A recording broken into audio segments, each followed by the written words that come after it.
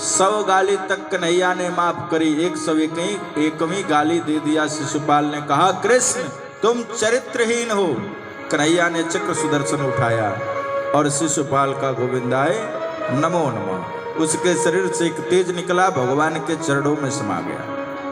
बड़े बड़े सूरवीर योद्धा वहां पे उपस्थित थे, भीष्म जैसे महारथी, लेकिन कन्हैया के तरफ किसी ने नजर उठा करके नहीं देखा जब कन्हैया ने उस शिशुपाल का वध कर दिया।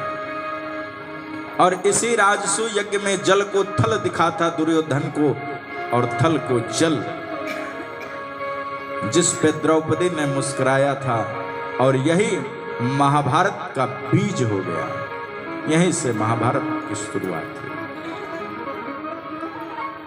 परीक्षित ने पूछा कि गुरुदेव आप कहते हो कि भगवान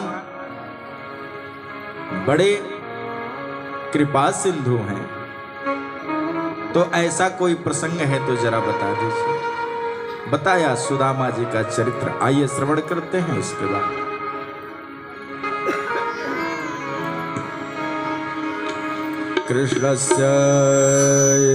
कृष्णस्य सखा कश्चित् ब्राह्मणो ब्रह्मवीत्तमः विरक्त इंद्रियार्थेषु प्रसन्नात्मा जितेन्द्रियः। सुदामा जी के विषय में एक भ्रम है लोगों के मन में। सुदामा जी गरीब थे जरूर, लेकिन दरिद्र नहीं थे। जरा गौर करिए, लोभी नहीं थे, क्योंकि कृष्णस्यासित सखा कश्चित ब्राह्मणो ब्रह्मवित्तमः। ब्राह्मण की जो वृत्ति है उस वृत्ति से धनोपार्जन करते थे, मांगते थे, खाते थे, ठीक है, लेकिन थे कैसे? विरक्त इंद्रियार्थेषु प्रसन्न आत्मा जितेंद्रिय। भला बताइए, जिसकी आत्मा सदैव प्रसन्न रहती है वो भिखारी है, वो गरीब है। और जितेंद्रिय है, इंद्रियों पे जिसने विजय प्राप्त कर लिया। देखने वाली चीज ही देखेंगे, खाने वाला ही खाएंगे। जो हमारे ठाकुर जी खाते होंगे वही हम खाएंगे। जो जितेंद्रिय है, लेकिन दरिद्रासीदमाना सा वेपमानाभिगम्य च। सुशीला उनकी पत्नी को दरिद्रा बताए। कच्छ नहीं रहता था घर में, एक भिखारी आ गया घर में मांगने के लिए। सुशीला मैया घर पे थी। मैया ने कहा कि बाबा हम कुछ दे नहीं पाएंगे। भिखारी ने कहा क्यों? कहा हमारे घर छूतक हो गया है, छूतक में दिया नहीं जाता। सूतक में नहीं देते हैं ना कुछ। कहा, उस भिखारी ने पूछा, कहा कि मैया कैसा सूतक लगा है? सूतक 2 प्रकार के होते हैं, एक जनना शौच है, एक मरना शौच है। तो कौन सा सूतक लगा है? मैया ने कहा, सुशीला मैया ने, कि जनना शौच है, हमारे घर पुत्री का जन्म हुआ है। कहा कौन सी पुत्री का जन्म हुआ? कहा बाबा हमारे घर दरिद्रा का जन्म हो गया है, इसलिए भगवान का ही रूप लेकर के आया था। सचमुच घर पे कुछ नहीं रहता था। बच्चे जब रोते थे शाम को कि माँ कुछ खाने को दो, तो मैया चूल्हे पे कड़ाही रख देती थी, बर्तन रख देती थी, और आग जला करके झूठ-मूठ के बर्तनों को बजाने लगती थी। कहती थी बेटा बना रहे हैं तो दे रहे हैं, और बच्चे रोते रोते सो जाते थे। ऐसे दिन गुजरता था। सुदामा जी लौट करके घर आए, कहीं गए थे, तो सुशीला ने पूछा, कहा प्राणनाथ सुना है आपके मित्र द्वारिकाधीश हैं।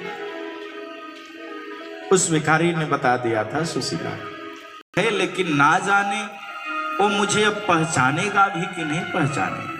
वो तो हम लोग जब साथ में पढ़ते थे तो साथ का पढ़ा है बस। कहा एक बार जाइए ना उनके पास। कहा कैसे जावें, बहुत दिन हो गए। वो मुझे पहचान भी नहीं पाएगा। ना जाने कहाँ रहता है, द्वारिका कहाँ है, मैं कभी गया भी नहीं। और एक बात है देवी, मित्र के घर, गुरु के घर,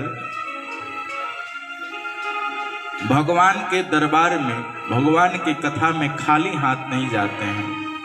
तो कैसे जाएं? कुछ तो है नहीं, क्या लेकर जाऊं? उपहार चाहिए ना। कहा सुशीला मैया ने कि चिंता न करो, मैं इंतजाम करती हूं।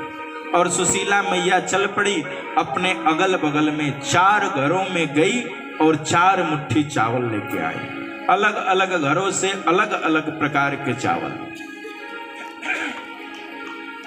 याचित्वा चातुरो मुष्टिन विप्रान पृथुक तंडुलान शैलखंडेन तान बद्ध्वा भर्त्रे प्रादादुत्पायनम्।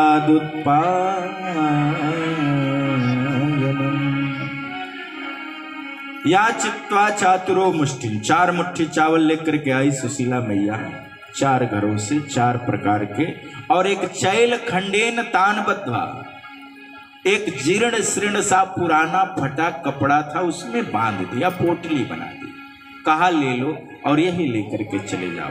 मेरा एक संदेश कह देना उस द्वारिकाधीश से। कहा क्या कहना है? कहा सुशीला मैया ने कि बस यही कह देना, 1 मास द्वैपाख में द्वै एकादशी, एक कृष्ण पक्ष और एक शुक्ल पक्ष, और दोनों में एक एक एकादशी पड़ती है। 1 मास द्वैपाख में द्वै एकादशी होए। लेकिन कन्हैया तेरी इतनी कृपा है हमारे परिवार पे, सो प्रभु दीन दयाल ने नित्य प्रतिदिन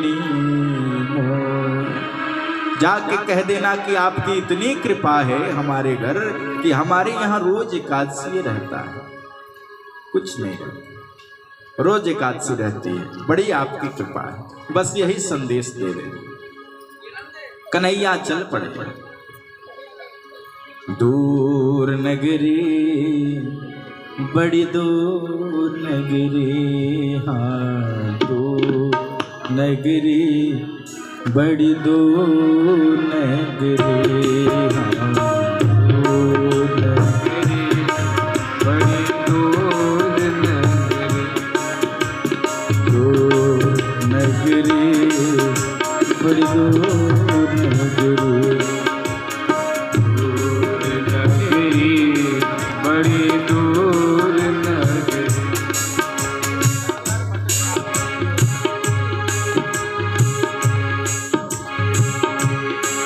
कैसे आऊं मैं कन्हैया, कैसे आऊं मैं कन्हैया, कैसे आऊं मैं कन्हैया, कैसे आऊं मैं कन्हैया, तेरी द्वारिका नगरी, बड़ी दूर नगरी, हाँ दूर नगरी, बड़ी दूर नगरी। सुदामा जी जा रहे हैं मन में विचार करते हुए कि ना जाने द्वारिका कितनी दूर है यहाँ से।